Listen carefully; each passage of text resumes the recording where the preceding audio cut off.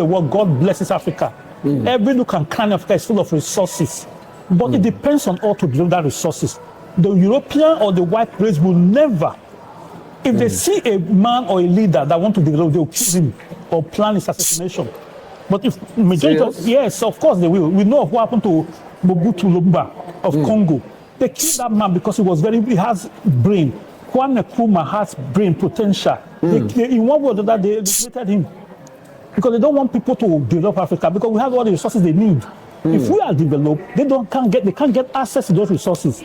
And that will undermine their economy. And that will make them to begin to look onto Africa for investment. So that will not make them happy. They will make them inferior because they brought up an idea that they are superior because of their color of their skin, because of their technology. The European will never want to see Africa have a good leadership. They will never, because it's their detriment. You know, they will come and entice you with, oh, come here. If they see that Africa is getting better, they will introduce visa free to Africa. They'll say, bring your money, come and invest here, come and buy a house, come and, they'll try to entice us. Or in a way to look for a way to go into our country and eliminate whoever is a leader there. The idea of ECOWAS, where there's borderless now, was the same idea they had for African Union. It's the best form, so that I can bring my money and go to Botswana and invest. I can go to Namibia and invest. I can go to Ghana and invest. You know, all those countries and where I see opportunities. That's what Africa needs. We don't need borders. We can use the same passport that was used for ECOWAS, Nigeria, West Africa Community Passport, Nigeria. They can be African Union passports issued in Nigeria, African Union passport issued in Ghana, issued in Botswana. So we can become borderless. Ojemba, Africa, telling our stories by ourselves. Welcome once again to Ojemba, Africa, where we tell our stories by ourselves. Today we have a special guest, a fellow African is here with me, but before we continue, I'm going to allow him to introduce himself because we have a lot to talk about. But if you are watching us for the first time, kindly subscribe to the channel if you are new. If you have not done that, if you are one of our loyal subscribers, thank you so much for always coming back to watch our channel. It's going to be an interesting interview. So sit back and enjoy yourself. Sir, thank you so much for being our guest today. Pleasure is mine, sir. Before we continue, I will want you to introduce yourself to the viewers so that they know who is talking. My name is Kingsley Osasuyi from Edo State, Benin City. Okay, and I'm glad to be here. Thank you so much. You are welcome to Ojemba, Africa, where we tell our stories by ourselves. I want to ask you a few questions about Africa by your experience, because you have lived abroad here, many countries abroad. So you have a lot of experiences, and you also lived in Africa. We'll be talking about Nigeria and Africa in general. So from your experiences, our viewers are going to learn a lot from you. One of the first question I'm going to ask you is, what do you think is the major problem of Africa? I think ignorance, because they don't seem to know what opportunity they have, the potential in Africa that will make you great. Africa is a continent of potentials. Opportunities abound in Africa. Something that you can invest in and make a much better living than Europe. Even though for now Europe seems to have the financial capability to finance, but once you're able to raise your capital, you can be able to invest in Africa and gain a lot. There's another question I want to ask. Do you think the West can genuinely support Africa to grow? Never, because that will undermine them economically. It will undermine their potential. They don't want Africa to be able to develop themselves, because that will make them to be unproductive, because they depend on Africa to sell their produce and products. But in the case whereby we Africa are able to do our own, it means they cannot develop. It means they will going to go down economically, and then they will now begin to beg Africans to come or to invest in their country, back in Europe. If that is the case, why are we so much relying on them? Because, like I said, ignorant, we don't seem to understand what we have as a people and as a continent, as a race, that we are very endowed people. God blesses, I will use the word God blesses Africa. Every nook and cranny of Africa is full of resources. But it depends on how to deliver that resources. The European or the white race will never, if they see a man or a leader that want to develop, they will kill him or plan assassination. But if majority of, yes, of course they will. We know of what happened to Mobutu Lumumba of Congo. Killed that man because he has brain. Kwame Nkrumah has brain potential. In one word or that, they eliminated him because they don't want people to develop Africa because we have all the resources they need. If we are developed, they can't get access to those resources, and that will undermine their economy, and that will make them to begin to look onto Africa for investment. So that will not make them happy. They will make them inferior because they brought up an idea that they are superior because of their color of their skin, because of their technology. Meanwhile, most of those technologies were invented by Africans, especially in this time of the slavery. Most of it, like machine gun, were invented by a black man, but he couldn't patent it because he was a slave. A slave doesn't own anything. So whatever he invented, they invented those things to make their life easy. But the master took it from them and painted it so that they don't be able to make use of their investment or their what they invented, their invention. So Africa has everything good. In fact, we've not started. Africa have not started. The potential is so enormous. Today I watch in Nigeria, in Nasarawa State, how they develop a 4,000 lithium battery, which means the capacity to make batteries for cars and for solar panels are available. And then we have, even in Sarawak alone, we have more potential. They have the capacity to make enough for the entire Africa, just in Nasarawa State alone. Then they have oil, then they have coal. So the potentials are there. For example, in that place they have the mining company of lithium. There's a potential for those who have money to invest in housing.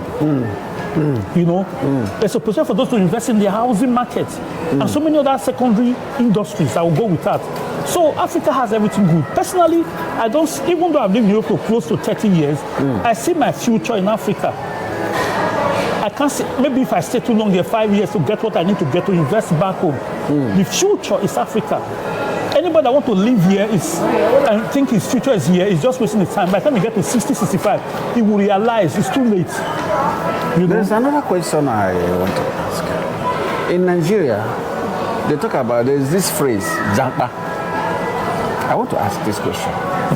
Do you think Nigerians or Africans running away from Africa, is it beneficial to Africa? You cannot stop them. Immediate term, in business you have to call immediate term, medium term, and long term.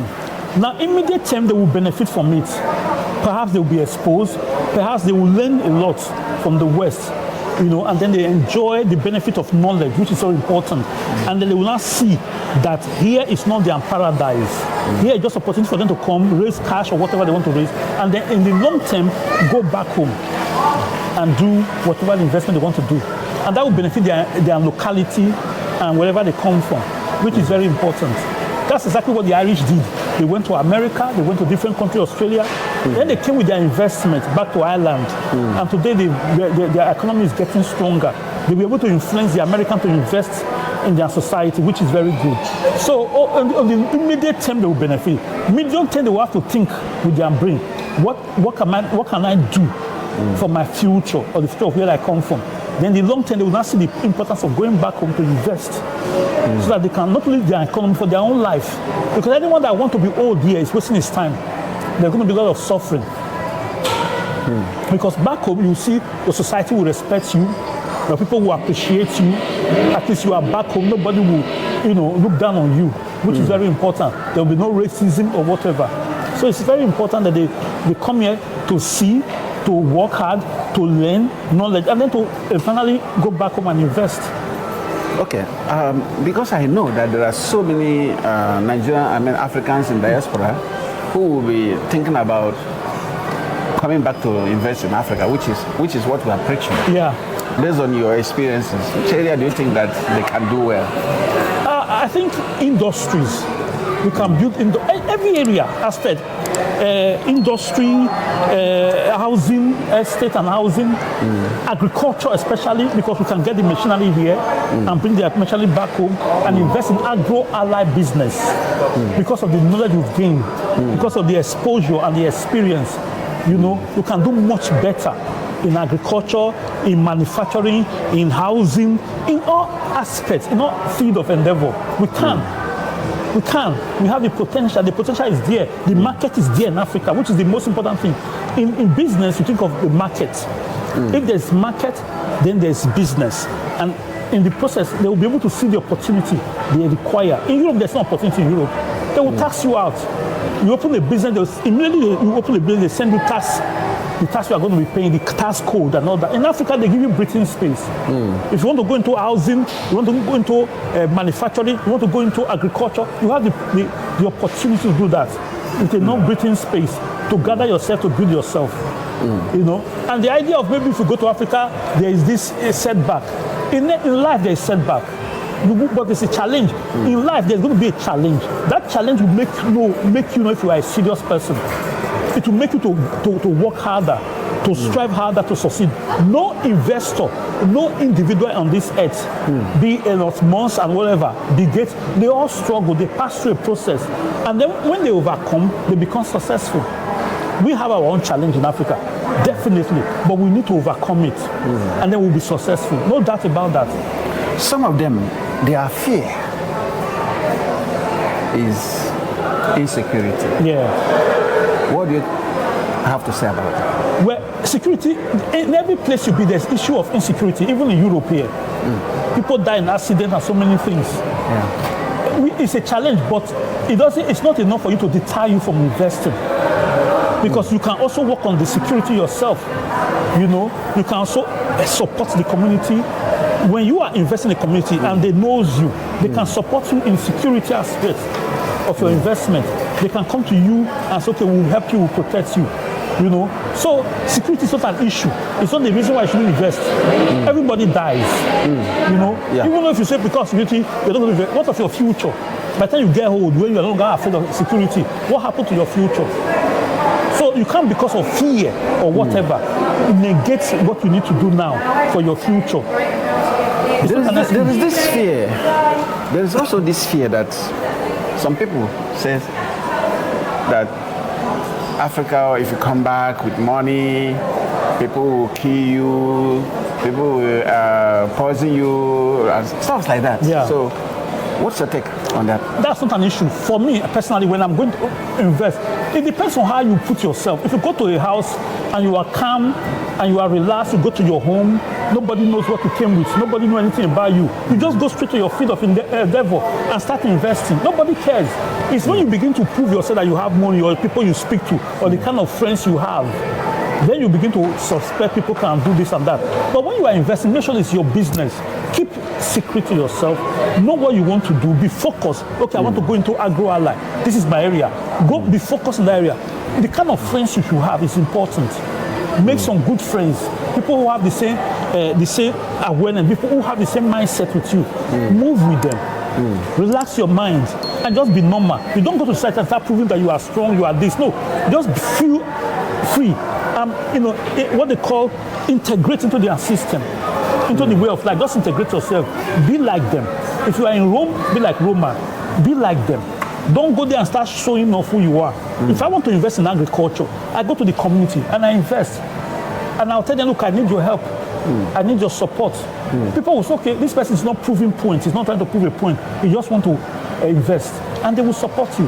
But don't go there and start proving a point. Start as if maybe you came with all the billions in the world, you know, things like that. And the kind of friends you, because a mass enemy are those of his household. Many people who knows you, they are the one that will kill you or the one that will plan against you. Nobody knows you. Nobody cares about you. They don't care if you have money, if you drive a car.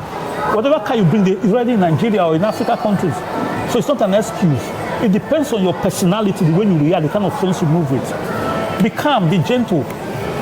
So, what do you think that our leaders should do? Good. Our leaders at present, because they have, some of them came through the colonial mentality thing, so that mindset, they still think they have being a leader makes them the head, bills. They've not come to the level where they will understand that as a leader, they're supposed to provide leadership and help the economy, help the citizen. But over time, things will change. It happens, it took British over 700 years for them to have a good political system. 700 years. Most of the democracy in Africa is not going to 100 years, let alone 700 years. So it took them time. America, they called them Wild West. They were killing themselves like chicken. You know, it took them about 150 years for them to start. Even now, American elections still not settled.